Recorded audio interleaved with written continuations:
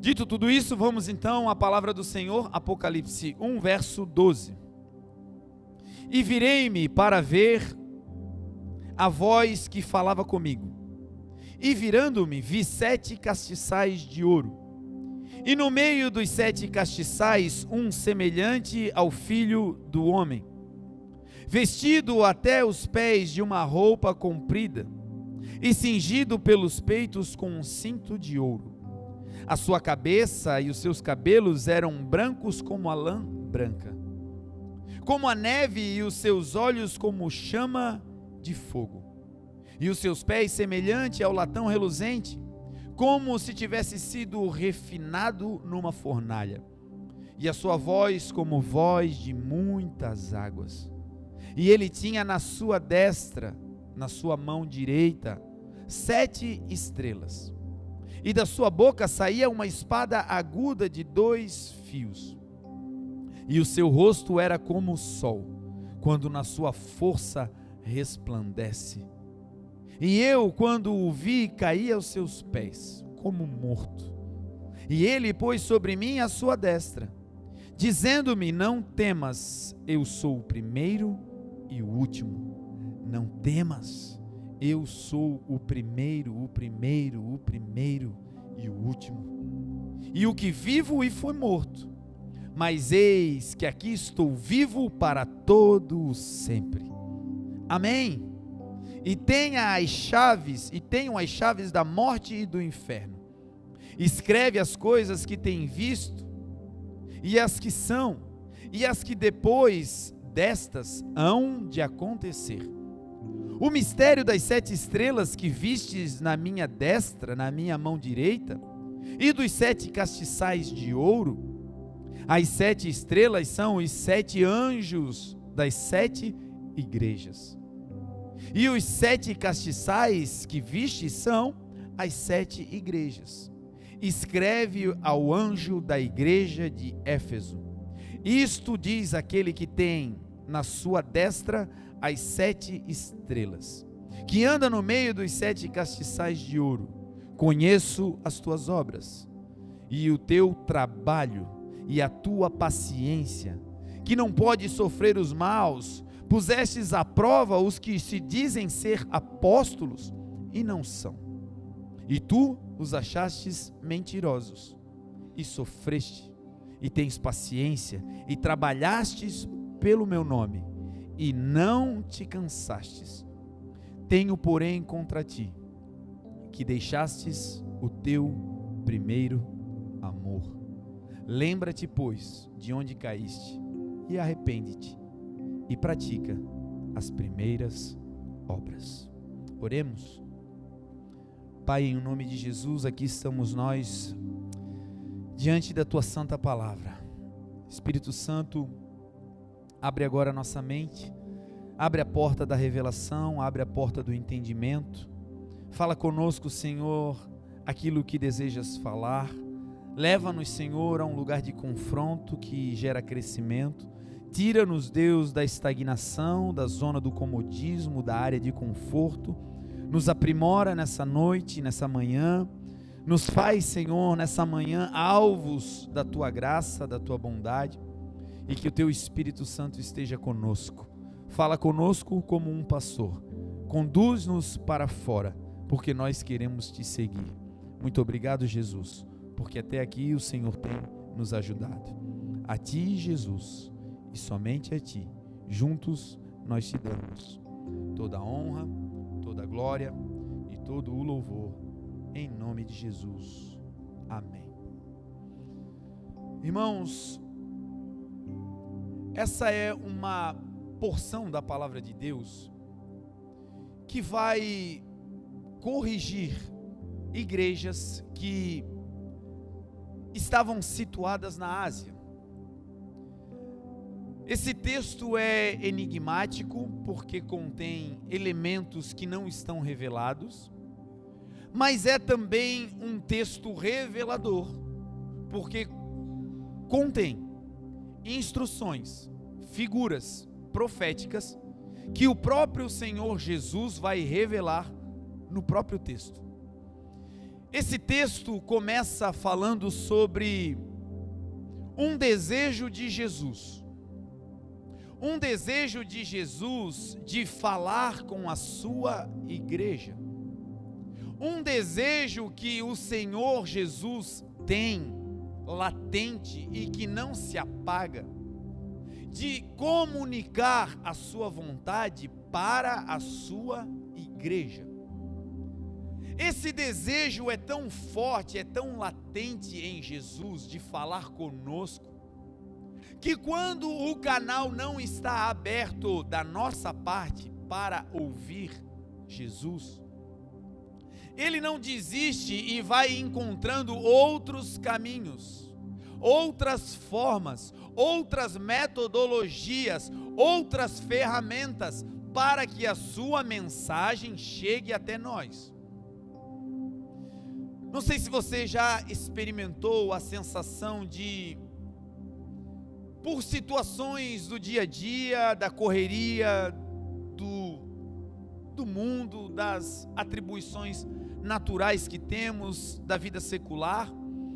Às vezes você está em um ambiente que algo está sendo dito, mas você está tão focado em um outro tema, em resolver um dado problema, ou de estar tão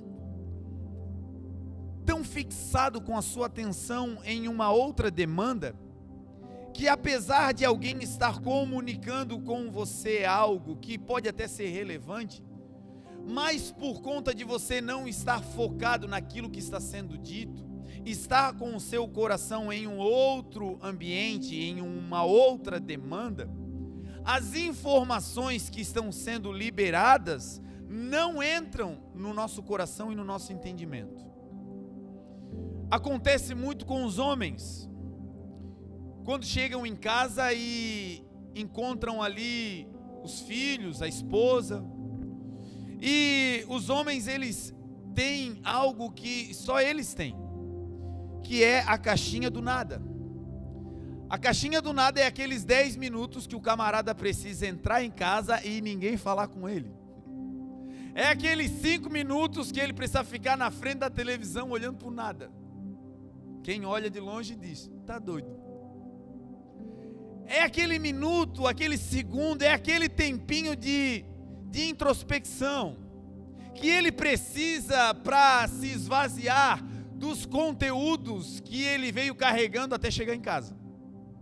Acontece também às vezes com as mulheres que hoje empreendem, trabalham e que têm tantas responsabilidades que quando chegam em casa precisam daquele 5 segundinhos com o café, precisam daquela xícara de chá e um tempinho de silêncio dos filhos, do marido, enfim, precisam de um tempo para se reconectar. Eu não sei se você se enquadra nisso, se você é humano, natural, é da Terra, é desse planeta, talvez você já passou por isso. E quando você está nesse momento e alguém vem e começa a falar com você, na maioria das vezes você até responde, aham.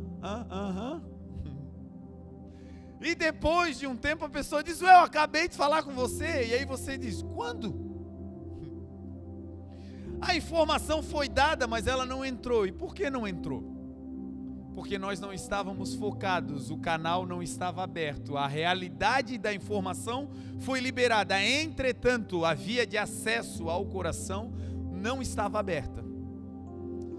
Nós, seres humanos, quando falamos uma vez com alguém e a pessoa não recebe a mensagem, a tendência é que a gente persista uma vez, 2, se amar demais, 3, se for assim um amor incondicional, 4, se for alguém muito próximo, aí se for, bom, deixa assim.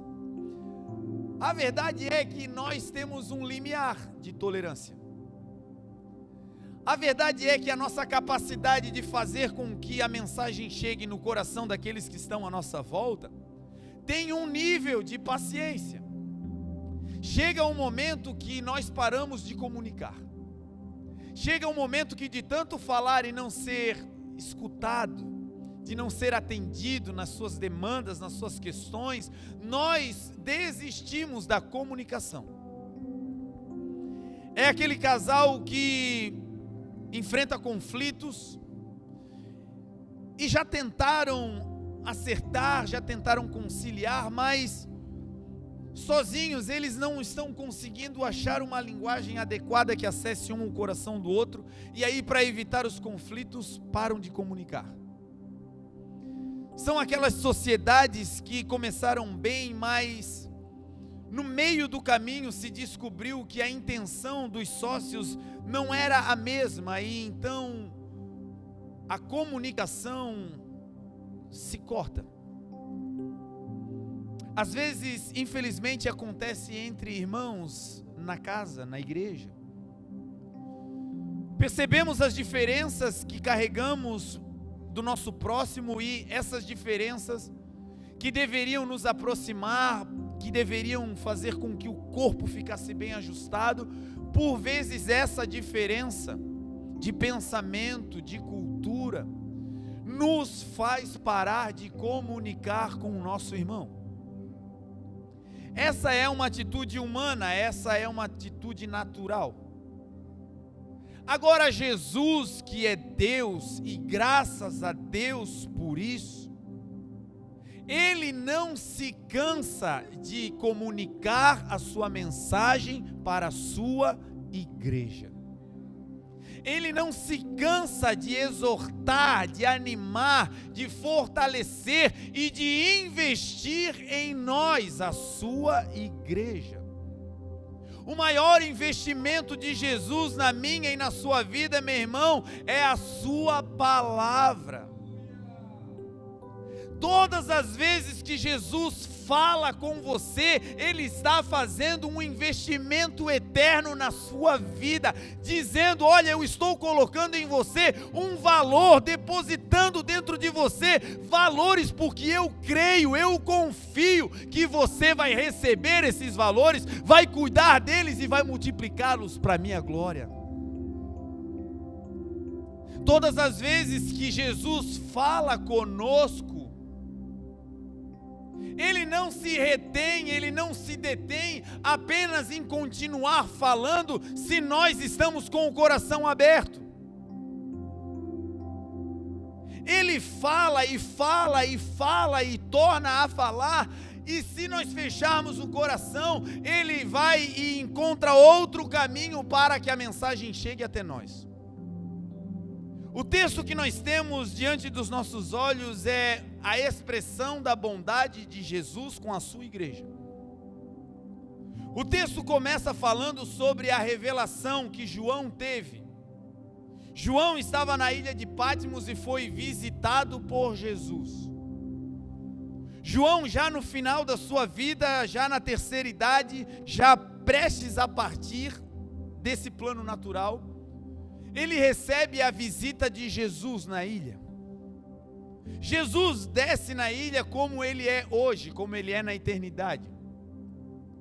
O Jesus que João viu não foi o Jesus esfacelado na cruz, o Jesus sangrando, o Jesus humilhado, desnudo, não. O Jesus que João vai ter um encontro é o Jesus glorificado. É o Jesus que hoje tem olhos como chama de fogo, que penetram em todos os lugares. É o Jesus que está vestido com vestes compridas, talares, ou seja, toda a vergonha que ele passou desnudo na cruz foi coberta pelo Pai, e hoje não existe possibilidade de Jesus ser envergonhado, ele está plenamente coberto.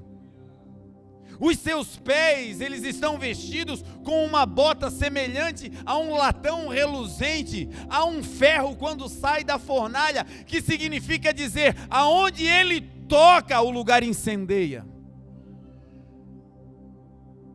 O Jesus que João vê é um Jesus que, quando ele olha, os seus cabelos, a sua cabeça, a sua face resplandecem de tal maneira que ele compara o rosto de Jesus com o sol ao meio-dia, que significa dizer, aonde Jesus aparece, a luz resplandece.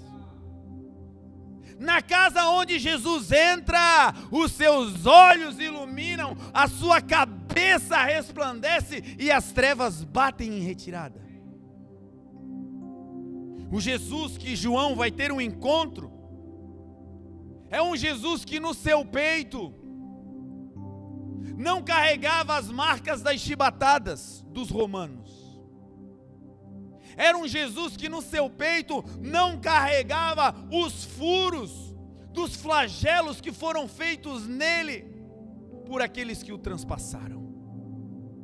Não, o Jesus que João vê tem no seu peito um cinturão de ouro. Como quem diz: vi nessa terra como um rei humilde, simples.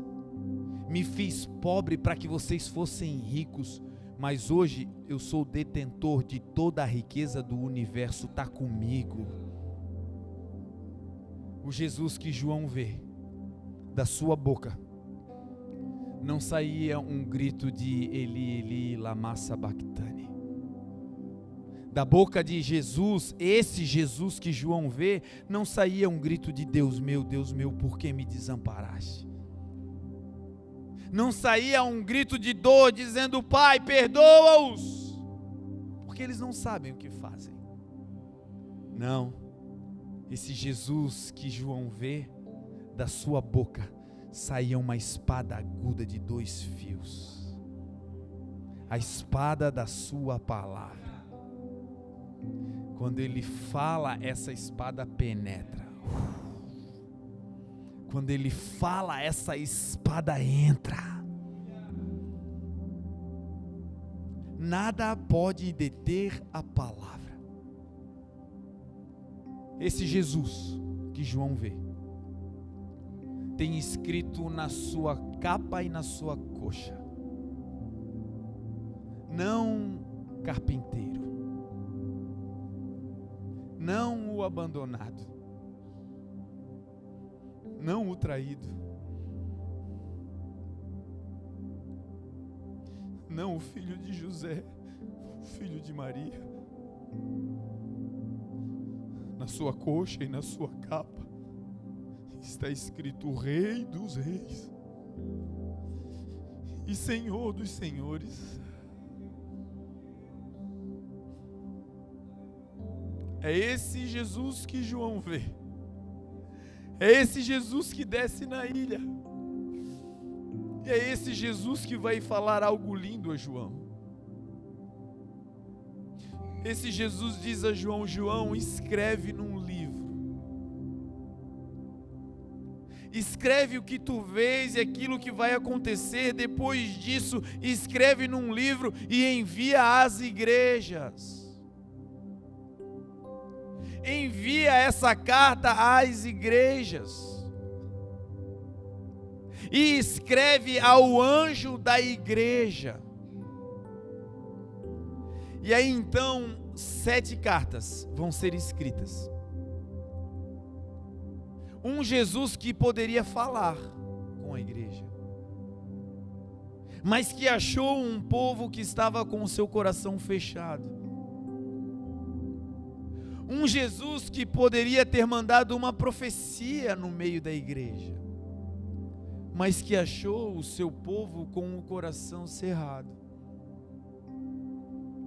Ele poderia falar, mas se o povo não ouve, ele pode mandar um profeta, mas se o povo não ouve, ele vai dar outro jeito, ele vai dar um jeito de se comunicar com a igreja. Ele não abre mão de falar conosco. Então, se preciso for, ele escreve uma carta.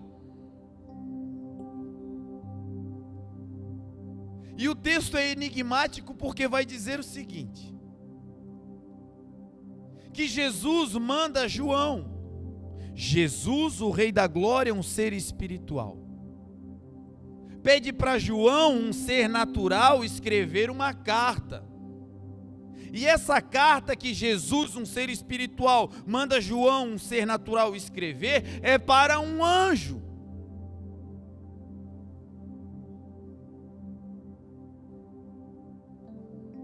Esse anjo da igreja para o qual Jesus está mandando uma carta, não é um anjo alado.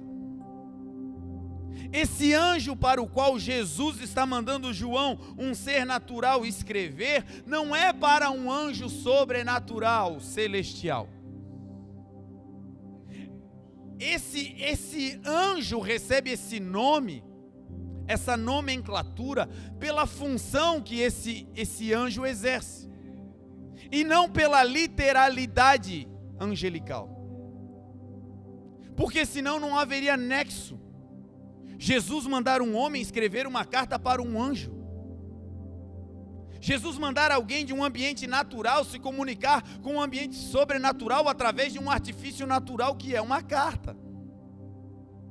Então quem é esse anjo? Esse anjo é um homem.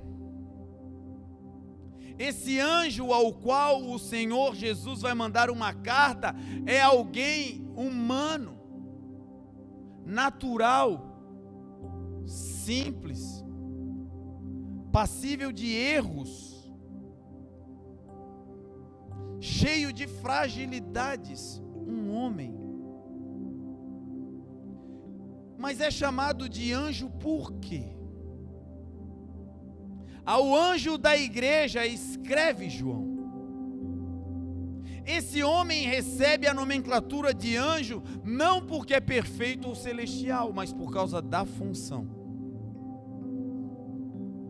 O que são anjos? A Bíblia explica. Anjos são espíritos ministradores, servos daqueles que hão de herdar a salvação. Não tenha medo de anjos, os anjos estão aqui para te servir. Anjos são espirituais, sim, eles são.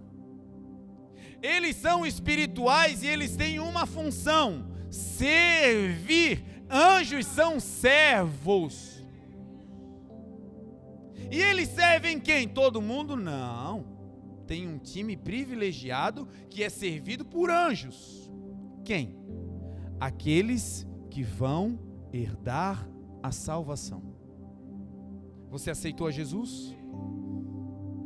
Tem anjos trabalhando ao teu favor, é bíblico. Tem anjos trabalhando para te servir. E sabe quando eles aparecem? Geralmente depois de uma grande prova. Jesus certa vez estava no Rio Jordão sendo batizado. Jesus se apresenta para João o Batista, não esse João que nós estamos aqui designando nessa leitura. Jesus se apresenta para ele no Jordão, e quando Jesus vai se apresentar, João Batista diz: eu necessito ser batizado por ti.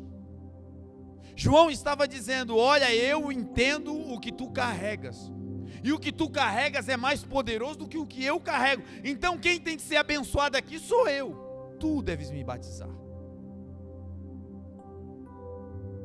João Batista entendia dos protocolos celestiais, mas Jesus entendia de obediência também. E Jesus disse: importa que façamos assim para que se cumpra toda a justiça. João Batista foi levantado por Deus para batizar. Quando Jesus chega, mesmo tendo mais autoridade, ele não passa por cima de João. Ele espera João sair de cena para começar a exercer o seu chamado.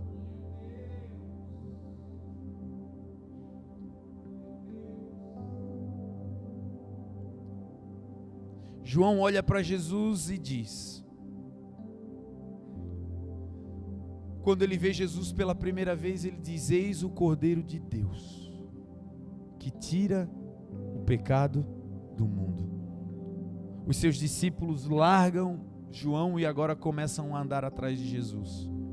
E no dia desse batismo, os céus se abrem. Porque todas as vezes que nós cumprimos a vontade do Pai, o céu se abre. Porque todas as vezes que nós acertamos a vontade do Pai dos céus na terra, os céus na terra se abrem.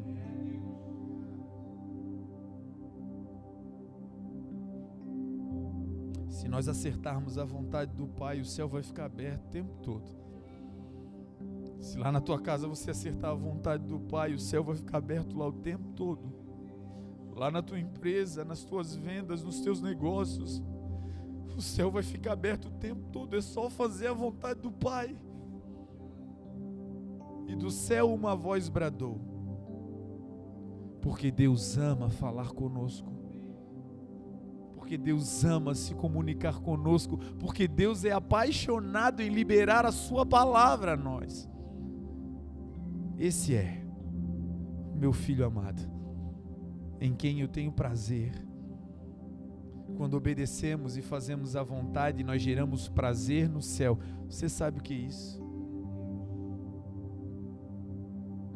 Quando você cumpre o teu chamado e não deixa ele de lado, você está fazendo a vontade do Pai e gerando prazer nos céus. Quando você deixa o teu cansaço, a tua fadiga para fazer o que Deus te mandou, você está gerando prazer nos céus. Ah, como eu desejo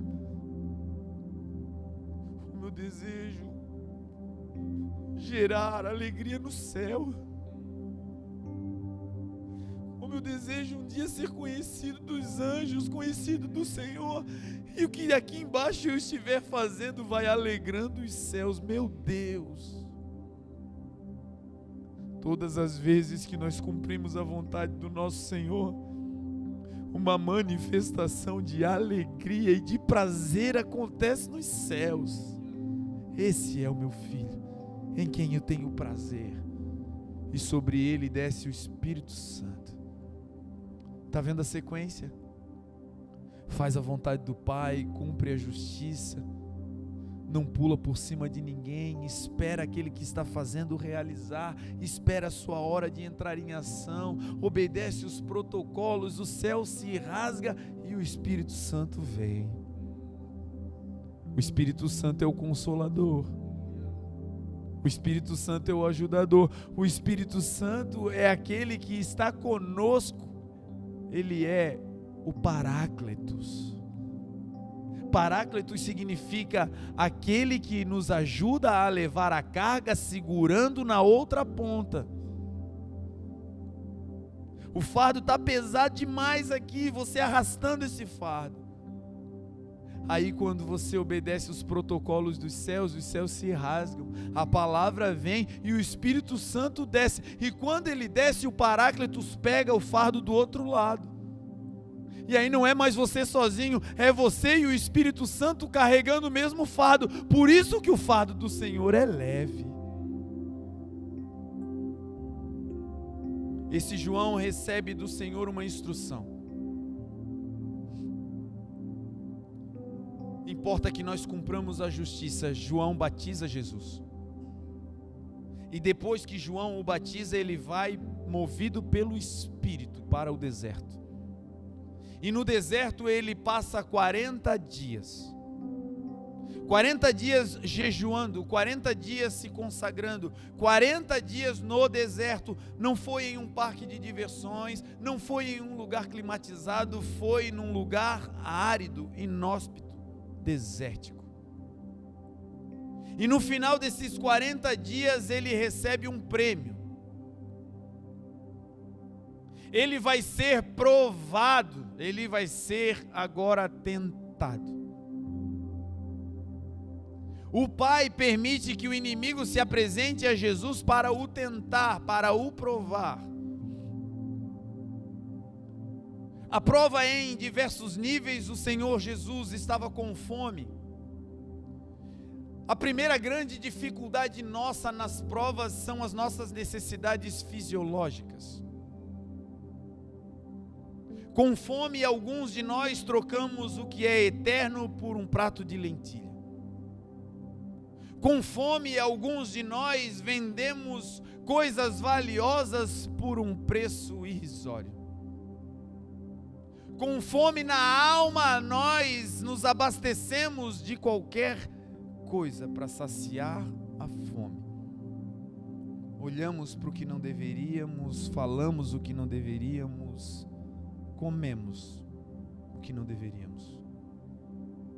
E o Senhor Jesus foi provado na sua parte fisiológica como homem. O inimigo se apresenta a ele e diz: diga para essas pedras, usa a tua palavra, usa a tua autoridade, dizendo para que essas pedras se transformem em pães. E o Senhor Jesus diz: nem só de pão viverá o homem, mas de toda palavra que sair da boca de Deus. Sabe o que nos alimenta? Não é o salário no final do mês, é saber que você está fazendo o que Deus te mandou através da palavra. Sabe o que te mantém de pé no dia mau? É saber que a palavra de Deus está sobre a tua vida e ela diz: eis que eu estarei convosco todos os dias até a consumação dos séculos. Amém. A tentação aumenta de nível. O inimigo agora transporta Jesus para o pináculo do templo. Se você imaginar uma construção romana de uma igreja, você vai imaginar aí uma parte alta, uma torre. E nesse lugar mais alto, na torre, o inimigo leva Jesus. O inimigo leva Jesus no lugar mais alto da igreja, no lugar mais alto do templo. Aquele lugar era o lugar que Jesus receberia do Pai. Jesus, ao passar pela cruz do Calvário, seria o cabeça da igreja. E o inimigo agora vai colocar Jesus num lugar que vai ser dele, mas antes da hora. Porque às vezes o que o inimigo nos oferece não é algo ruim, é até algo que tem a ver conosco, com a nossa vida, mas está fora do tempo. É num relacionamento quando avançamos o sinal e fazemos coisas que estão fora do tempo. No tempo será uma bênção, fora do tempo uma maldição. É quando falamos coisas que até são corretas, mas estão fora do tempo, e porque estão fora do tempo perdem o valor e machucam. Como maçãs de ouro em bandeja de prata, disse Salomão. É a palavra dita no tempo certo. A mesma palavra que era para ser maçã de ouro em bandeja de prata, quando é dita no tempo errado, perde todo o valor. O inimigo, sabendo disso, coloca Jesus antes do tempo. Mas não coloca para que ele permaneça, coloca para o derrubar. Porque é isso que acontece quando nós conquistamos coisas que são para a nossa vida, mas fora do tempo. O inimigo diz: lança-te daqui abaixo, porque está escrito: ele dará ordem aos seus anjos ao teu respeito, para que te guardem em todos os teus caminhos, e eles se sustentarão em tuas mãos, para que você não tropece com teu pé em pedra alguma. O inimigo vai de Salmo 91, usando a palavra. E agora Jesus também vai dizer. Jesus vai dizer que ele não deveria tentar o Pai. Que ele não deveria fazer algo de maneira alusiva ao seu poder. Que ele não deveria tentar contra a vontade do Pai. Porque nós podemos ter poder, mas esse poder só deve ser usado se for a vontade do Pai. Você pode ter o dinheiro, mas esse dinheiro deve ser usado quando for a vontade do Pai. Você pode ter a habilidade e o dom, mas só deve ser usado quando for a vontade de quem? Do Pai. O nível de tentação sobe. E agora o inimigo leva o Senhor ao alto de um templo, de um monte. E do alto do monte ele mostra rapidamente todos os reinos da terra. É isso que o inimigo faz, ele mostra para nós as coisas de relance. Porque o inimigo só pode nos mostrar aquilo que é transitório aqui. Porque o que é eterno está com Deus. Porque aquilo que será para a nossa vida uma trajetória eterna vem do Senhor. Então ele mostra de relance, rapidamente. Porque tudo que vem do inimigo é assim: vem rápido e vai fácil. E quando ele coloca o Senhor naquele lugar, ele diz: tudo isso eu te darei, se prostrado você me adorar. E o Senhor Jesus diz que nós não devemos adorar a outro Deus, que nós não devemos servir a outro Deus, que nós não devemos nos prostrar diante de outro Deus.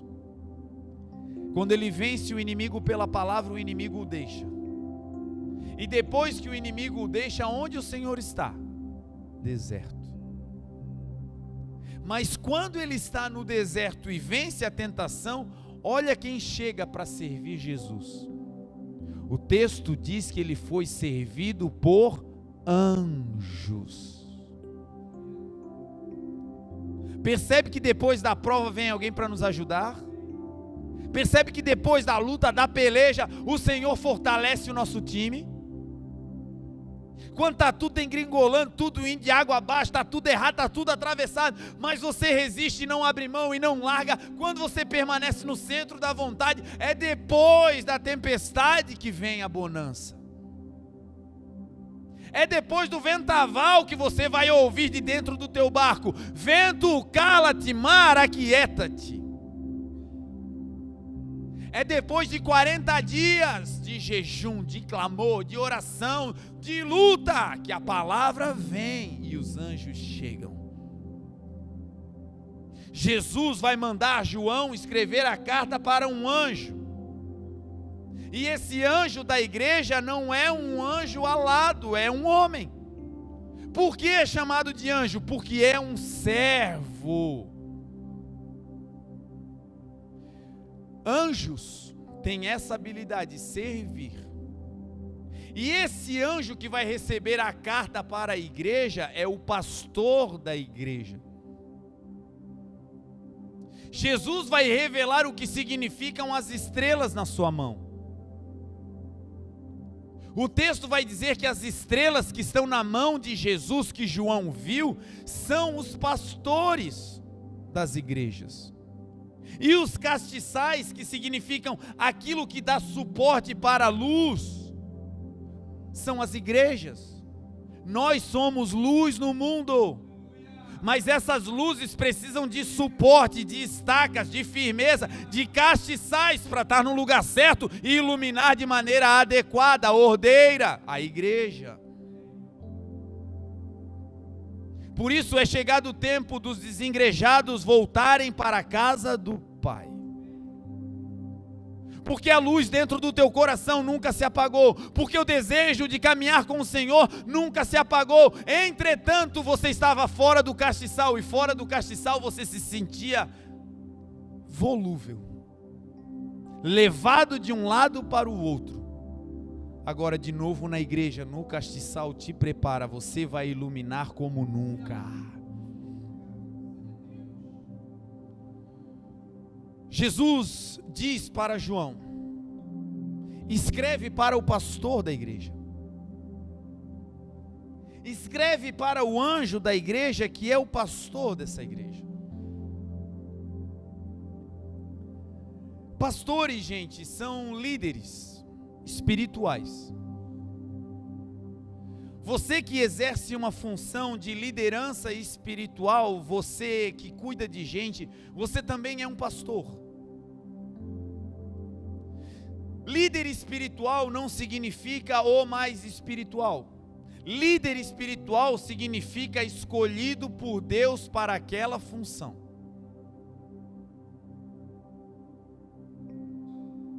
O que esse pastor, que é chamado de anjo, tem de especial? O que esse líder tem de especial? 3 coisas. A primeira delas é que esse pastor é uma autoridade. Esse líder que está na sua vida é uma autoridade. Esse pai e essa mãe que Deus colocou na sua vida, você pode estar velhinho, nunca você vai superar a autoridade do seu pai e da sua mãe. Foi Deus quem constituiu. Você pode fazer os maiores cursos do universo. Papai e mamãe são autoridade constituída. Você nunca ultrapassará essa linha. Esse limiar é uma autoridade constituída. Já era. Então esse anjo, esse pastor, esse líder tem algo especial. Ele foi escolhido por Deus. Não existe autoridade, diz a palavra, que não seja constituída por Deus. Pastor, mas o meu líder é um maluco. Foi Deus que colocou esse maluco na tua vida para tu aprender com ele. Ah, pastor, a palavra do Senhor diz assim: sejam obedientes às autoridades, e não somente as boas, mas também com aquelas que são cruéis, porque isso glorifica ao Pai. Líderes não são líderes porque saíram correndo para ocupar o cargo. Líderes e pastores ocupam esse cargo porque foram escolhidos por Deus. Nós, seres humanos, vez ou outra nos enganamos com as nossas eleições. A pessoa apresenta um plano de governo, uma meta e as suas ideologias, e a gente olha, bate com as nossas e vota nele, e ele assume o cargo. Chegando lá, as instituições o engolem. Chegando lá, os conchavos políticos que já estão naquele lugar, naquele ambiente, a máquina engole aquele cidadão. E aí então ele começa a fazer coisas que se contrapõem ao que ele disse anteriormente. Mas nós demos um voto de confiança, o elegemos, e no final a gente diz: me enganou. Será que tem possibilidade de Deus, que criou os céus e a terra, que conhece coisas ao meu e ao teu respeito, Deus tem dados ao meu e ao teu respeito que nem nós sabemos? A palavra do Senhor diz que todos os fios de cabelo da nossa cabeça estão contados por Deus. Você sabe quantos fios de cabelo você tem aí? Em alguns, como eu, é mais fácil de contar. Tem pouquinho. Mas ainda assim eu não sei. Será que esse Deus que nos conhece por dentro e por fora, quando vai eleger alguém, ele é enganado quando elege? Será que esse Deus, quando vai constituir uma autoridade, ele está equivocado no que está fazendo? Será que ele coloca e depois se arrepende porque essa autoridade o enganou? Não! Toda a autoridade é constituída por Deus.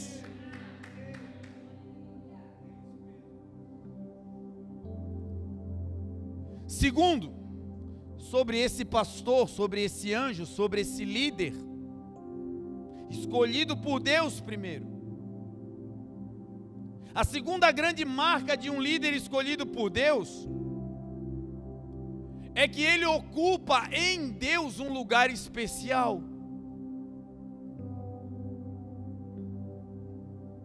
O texto vai dizer que esse pastor que vai receber a carta de Jesus, ele é uma estrela, e essa estrela está nas mãos de Jesus.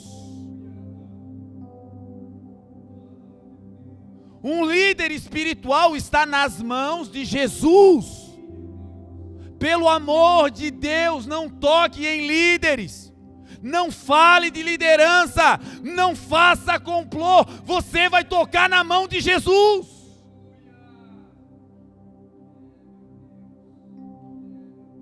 Cuidado com o que você fala sobre líderes, cuidado com as conversas, cuidado! Porque esse líder escolhido por Deus está nas mãos do Senhor, diz a palavra.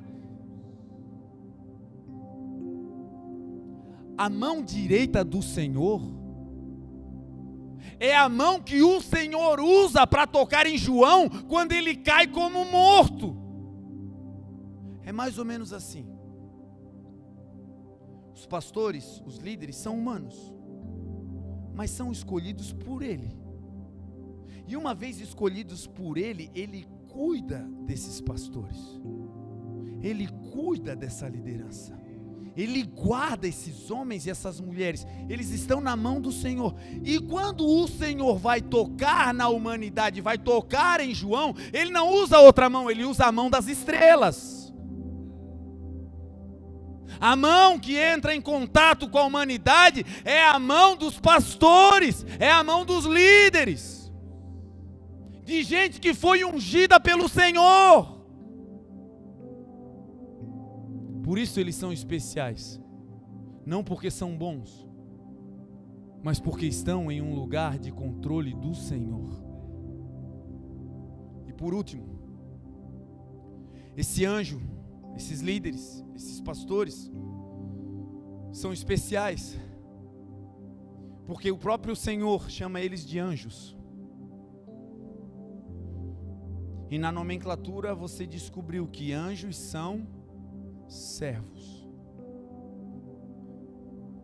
Um verdadeiro pastor, um verdadeiro líder espiritual, ele deve dar a sua vida pelo rebanho. Um verdadeiro líder espiritual, um verdadeiro pastor, é aquele que impulsiona, que encoraja, que motiva, que leva além, e não que retrai, que deprime, que subtrai, que oprime. Um verdadeiro pastor, um verdadeiro líder, é aquele que tem uma boca sã, que o que sai da sua boca são palavras de vida e palavras retas, que não é metido em pornografia, que não é metido em palavras de baixo calão, que não é metido em coisas da terra. É anjo. Ei, líder, mente de anjo. Ei, pai, ei, mãe, mente de anjo. Ei, igreja, mente de anjos. Mente de anjos. De anjos. O texto segue dizendo que o Senhor, quando vai falar com a igreja desse pastor, que o Senhor, quando vai falar com as pessoas da empresa desse líder, que o Senhor, quando vai falar com a família desse pai, dessa mãe, quando Ele manda a carta, Ele não manda a carta para o vizinho, Ele não manda a carta para o outro pastor da outra igreja, Ele não manda a carta para o líder do outro ministério, não. Quando Ele quer falar com a igreja do pastor, Ele manda a carta para o líder.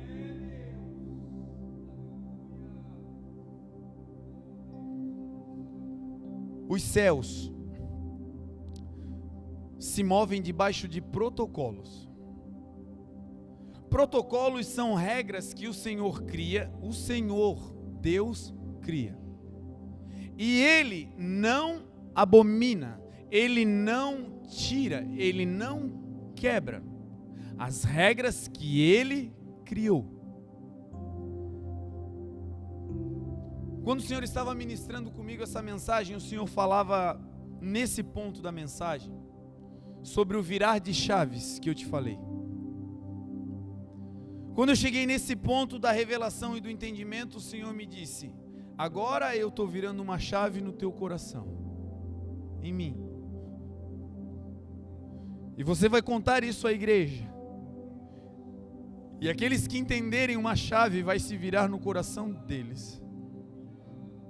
E vocês vão acessar coisas que até hoje já estavam preparadas, mas vocês não tinham entendimento.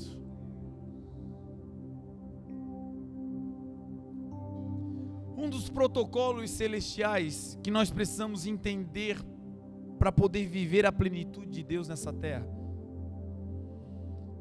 É o que está escrito em Hebreus 7, verso 7. Hebreus 7, verso 7 vai sintetizar o episódio em que Abraão, o pai da fé, vai dar o dízimo de uma vitória para Melquisedeque. E o texto vai dizer assim: nisso não há dúvidas,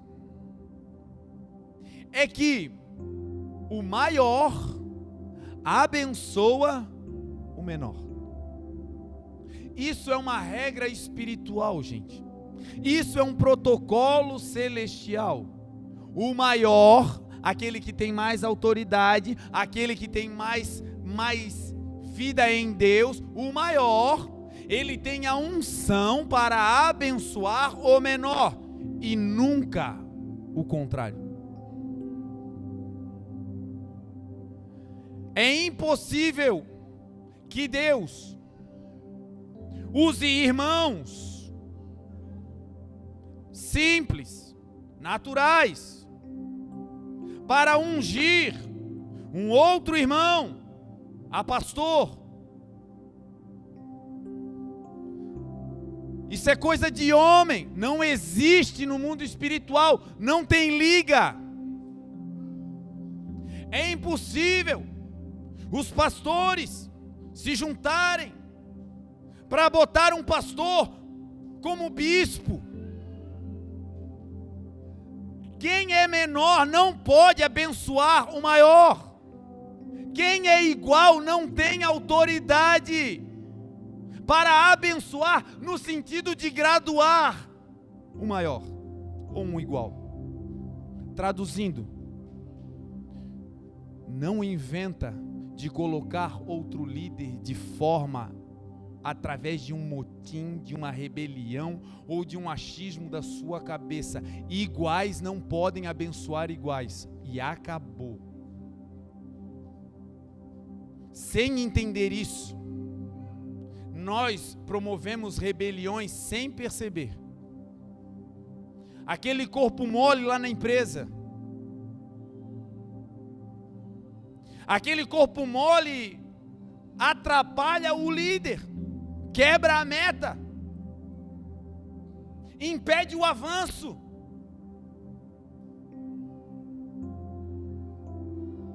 Sabe o que é isso?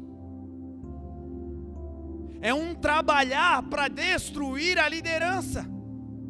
Não. Todo mundo vem, eu não vou. Não sou eu o líder? Todo mundo ajuda, eu não ajudo. Se der errado, não fiz nada mais assim. E Deus está dizendo: entendam esses protocolos, porque se vocês entenderem, vocês vão fugir disso, e fugindo disso, vocês vão fazer a minha vontade, e fazendo a minha vontade, eu vou rasgar o céu sobre vocês. Deus vai colocar a igreja em condições de liderança e de governo. Não vai muito longe, vocês vão ver gente que exerce governo sentado aqui dentro para ouvir a palavra, e gente daqui de dentro tendo acesso a lugares no governo para influenciar. É a vontade de Deus para a igreja. É a vontade de Deus para a igreja. Mas para isso, entenda, é o maior quem abençoa o menor. E acabou. Um outro protocolo celestial. Paulo escreve para os irmãos da igreja de Corinto. E ele vai dar uma aula de protocolo do céu, e ele vai dizer: não é aprovado aquele que a si se recomenda, mas sim aquele que o Senhor o recomenda. No mundo natural, e nós, igreja, temos que fugir disso e entender de uma vez por todas. Se nós entendermos, a chave vai virar. Nós, igreja, não vivemos de marketing pessoal. No mundo funciona, dá certo, dá liga. Para nós não dá, dá ruim. No mundo mundo espiritual, o protocolo é diferente. No mundo espiritual, no reino dos céus, não é eu me escalo, é Deus me convoca. Não sou eu me escalo, é Deus que me convoca.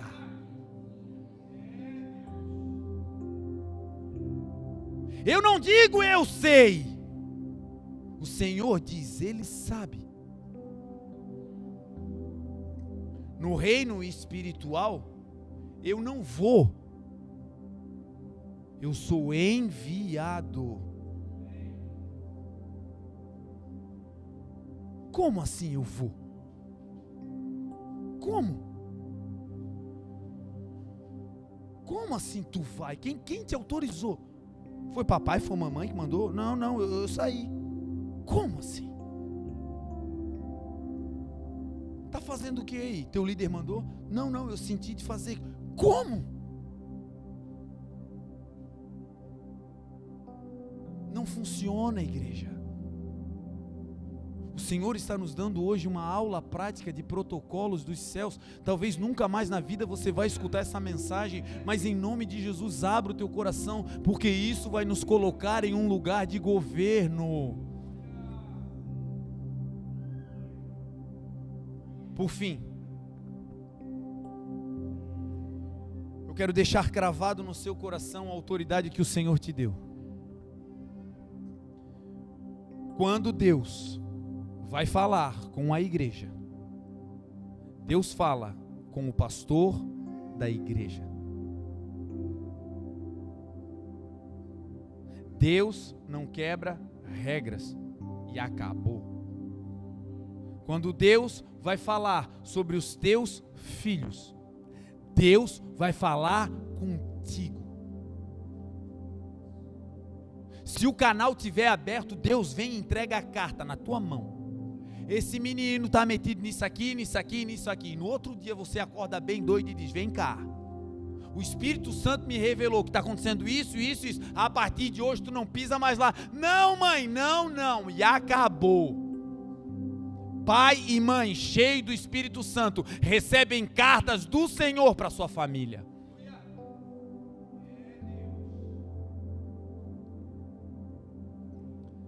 Quando Deus vai falar sobre a tua empresa, Ele não vai falar para o teu concorrente. Se o canal estiver aberto e se você estiver de pé, Ele vai falar com você. Você que é o líder do ministério, Deus não vai contar coisa para o outro, Ele vai contar para você. É no teu coração que Deus vai falar. E todo o resto é balela, é coisa de homem.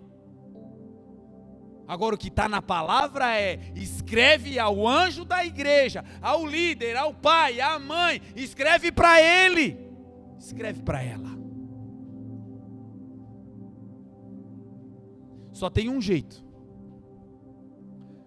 do Senhor ter que usar outra pessoa para não falar com o líder. É se o líder estiver caído. É se o pai, se a mãe estiverem caídos. É se o pastor estiver em pecado. É se o líder do ministério estiver seco. É se o gestor que Deus escolheu abandonar a função. Você vai lendo a Bíblia inteira e você vai vendo Deus falando com o líder. Certa vez o Senhor chamou Moisés para o monte. Moisés gostava de orar, gostava de monte e gostava do Senhor, então ficou lá 40 dias. Depois desses 40 dias ele desce, e quando ele chega lá embaixo ele encontra uma rebelião. E pasmem, a rebelião foi feita pelo irmão e pela irmã de Moisés. Porque geralmente as tretas vêm com quem é de perto, já viu? Família é um negócio abençoado que Deus usa para nos testar. Miriam e Arão disseram assim, mas Deus só fala com ele? Deus também fala com a gente. Fala. Claro que fala. Deus fala com todo mundo. Mas as coisas sobre o povo, Deus fala é com ele. Porque Deus elegeu ele. Deus fala com todo mundo sobre a nossa própria vida. Mas quando é algo que tem liderança, esquece, Deus vai falar com a liderança. E eles disseram, Deus também fala com a gente. Não precisamos mais de Moisés não. E aí Deus vem. E aí Deus desce. E chama os 3 na tenda. E diz, Moisés, convoca esses 2 abençoados aí, todo mundo lá na tenda, eu vou descer para falar com eles. E aí entra Miriam, entra Arão. E Deus diz, olha, se tiver no meio de vocês profeta, eu vou falar em visões, vou falar em sonhos, eu vou falar. Vou falar, se tiver alguém com coração aberto, eu vou falar, eu sou Deus. Mas com Moisés, o meu camarada, o meu chegado, o meu eleito, o meu escolhido, eu escolhi ele. Com ele eu falo boca a boca. Com ele eu falo face a face. Com ele não tem cartinha. Com ele não tem interrupção, não tem recado. Com ele é face a face, porque ele obedece à minha palavra. E mais, eu o escolhi, coloquei ele nessa condição. Só paro de falar com ele se ele cair. Então cuidado, gente, para não ficar vendo o cabelo em ovo. Cuidado, gente, para não ficar achando que Deus está falando contigo quando é o teu coração. Cuidado para não se atravessar nos protocolos celestiais. Porque se nós ajeitarmos essas áreas, o que Deus vai fazer vai ser poderoso. Tenho orado ao Senhor e perguntado, Senhor, por que nós não crescemos? Por que, Senhor? Tenho feito essa pergunta rotineiramente ao Bispo Fernando. E ele diz, Marlon, tu é louco? Olha o crescimento que vocês estão tendo. Olha o quanto vocês evoluíram, aumentaram em número. Então, tu é doido? E a minha pergunta nunca é no que nós estamos, mas é naquilo que Deus me disse que nós seríamos. Milhares de milhares, o Senhor falou. O que Deus vai fazer em Blumenau, nessa igreja, não cabe aqui dentro. Se derrubar a parede, derrubar tudo, construir outro prédio, não vai caber aqui dentro, não vai. Não fui eu que inventei, foi Deus quem disse, vai acontecer e acabou. E até lá, se eu não tiver caído, Deus vai falar comigo. E na tua casa, se você não cair, Deus vai falar com você, e você não vai cair em nome de Jesus. Esse mês será um mês de ouvir claramente a voz de Deus. Essa é a ceia para marcar uma aliança nossa da igreja com Deus, dizendo, Senhor, fala conosco, nós queremos ouvir a tua voz. Você recebe essa palavra? Se coloque de pé em nome de Jesus.